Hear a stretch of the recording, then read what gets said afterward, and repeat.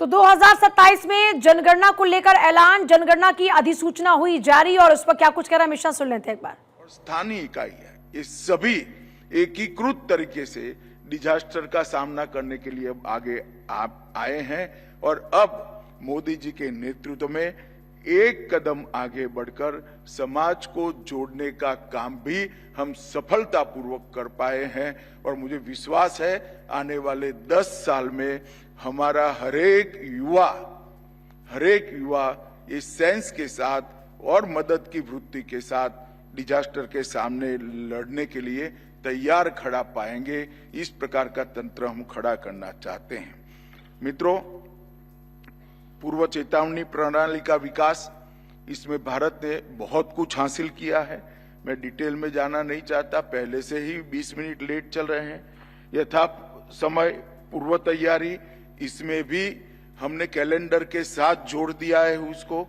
सक्रिय निवारण और शमन दोनों क्षेत्रों के अंदर वैज्ञानिक तरीके से हमने पद्धति को इवॉल्व किया है और आपदा जोखिम का न्यूनीकरण, इसमें भी हम बहुत सफलता प्राप्त कर चुके हैं।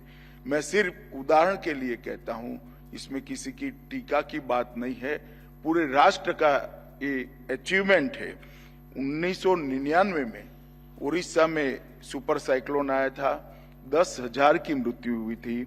2019 में उड़ीसा में चक्रवात फानी आया, सिर्फ 1 मृत्यु हुई। और गुजरात में बिपरजॉय तूफान आया, 0 कैजुअलिटी के साथ। जब मैं 0 कैजुअलिटी कहता हूं तब आपको फिर से ताली बजानी पड़ेगी। जब मैं 0 कैजुअलिटी करता हूं तो कहता हूं तब सुपर बिजॉय में एक भी पशु की भी मृत्यु नहीं हुई। ये बताता है कि कोई एक विषय के अंदर स्थानीय इकाइयां, जनता, राज्य सरकारें, केंद्र सरकार, सभी डिपार्टमेंट और वैज्ञानिक और सुरक्षा कर्मी सब मिलकर काम करते हैं तो कितना बड़ा अचीवमेंट मिलता है। अब ये अचीवमेंट के पीछे जाकर देखते हैं तो पिछले दशक में हमने वित्तीय सशक्तिकरण के लिए भी बहुत प्रयास किया है। सरकार के बजट में बहुत बड़ी बढ़ोतरी की है। संस्थागत सशक्तिकरण भी हमने प्रयास पूर्वक और डिजाइन से किया है। संरचनात्मक सशक्तिकरण भी किया है और इस सब को जोड़ते हुए मल्टी डायमेंशनल अप्रोच को भी नीति के रूप में हमने स्वीकार किया है। मित्रों, मैं फिर से एक बार कुछ आंकड़े जरूर बताना चाहूंगा।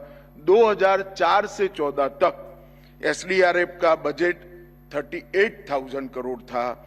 2014 से 24 तक 1,44,000 करोड़ रुपए का बजट हमने दिया है।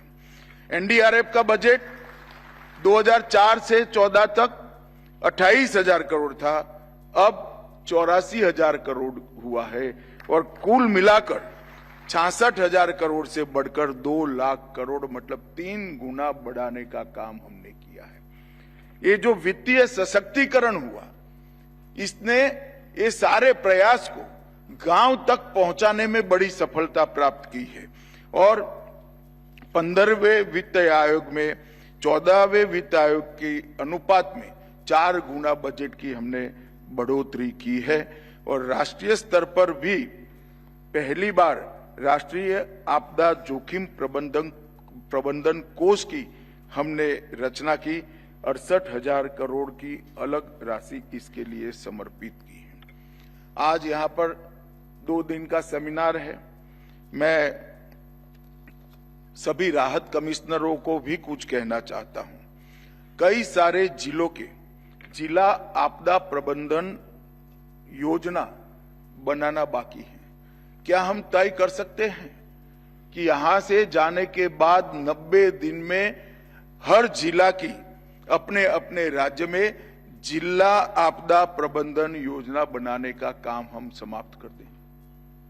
जब तक जिले की आपदा प्रबंधन की योजना नहीं होगी तब तक ये आपदा प्रबंधन के सामने त्वरा के साथ लड़ना संभव नहीं है। और यहां से बहुत अच्छी गाइडलाइन दी है। हर प्रकार की आपदा के आपके जिले में कौन सी आपदा की संभावना है वो भी दिया है, और आकाशीय बिजली के लिए भी हम ऐसा मानकर चलते हैं कि आकाशीय बिजली से नागरिकों को बचाना संभव नहीं है। मगर मित्रों, विज्ञान बहुत आगे बढ़ चुका है।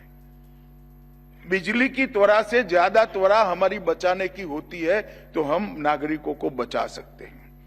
और हमने यहां से राज्य स्तरीय कार्य योजना केंद्र ने भेजी है।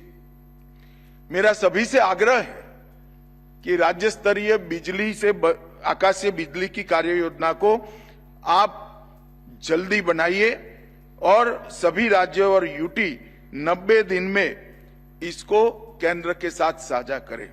शीतलहर और ओला गिरने के लिए राज्यों और यूटी की कार्य योजना तैयार नहीं हुई है। इंसिडेंट रिस्पांस सिस्टम कई राज्यों में अभी भी लागू करना बाकी है। अग्निशमन सेवाओं के विस्तार और आधुनिकीकरण के लिए भी भारत सरकार ने एक अच्छा बजट जारी किया है। राज्यों ने इसकी भी योजना अपनी नहीं भेजी है, कई राज्यों ने नहीं भेजी है, कई राज्यों ने भेजी है। और भूस्खलन शमन के लिए भी संबंधित राज्य और यूटी अपनी शीघ्र योजना बनानी चाहिए। एनडीएमए ने क्रॉस कटिंग क्षेत्रों पर 38 दिशा निर्देश और 34 एसओपी जारी की है। मेरा सभी से आग्रह है, ये दिशा निर्देश और एसओपी को आप जिले तक पहुंचाइए, गांव के सरपंच तक पहुंचाने का काम करना चाहिए। इसको स्थानीय भाषा में शायद यहीं से बनाकर भेजेंगे, परंतु राज्य इसको स्थानीय भाषा में बनाकर नीचे के स्तर तक पहुंचाए, ये बहुत जरूरी है। और हीट वेव से निपटने के लिए भी एक बहुत अच्छा एक्शन प्लान जो हीट वेव से प्रभावित राज्य है उसको बनाना चाहिए, और इसके टाइम टेबल को भी पास्ट के आधार से बनाने की जगह हीट के अनुभव के आधार पर बनाना चाहिए, क्योंकि अब शायद इसका समय पत्रक ईश्वर ने बदल दिया है। हीट वेव जब आने की शुरुआत हो, हमारे पास इसकी आगाही आए, तभी हम तैयार होने चाहिए। इस प्रकार की एक संरचना करने की मुझे जरूरत लगती है। मैं आशा करता हूं कि 2 दिन के सेमिनार पे ये सारे बिंदुओं पर बहुत अच्छे तरीके से चर्चा होगी और 90 दिन के अंदर हम पूरी तैयारी को कंप्लीट कर पाएंगे। एक भारत सरकार ने आगे के लिए भी कुछ योजनाएं बनाई हैं।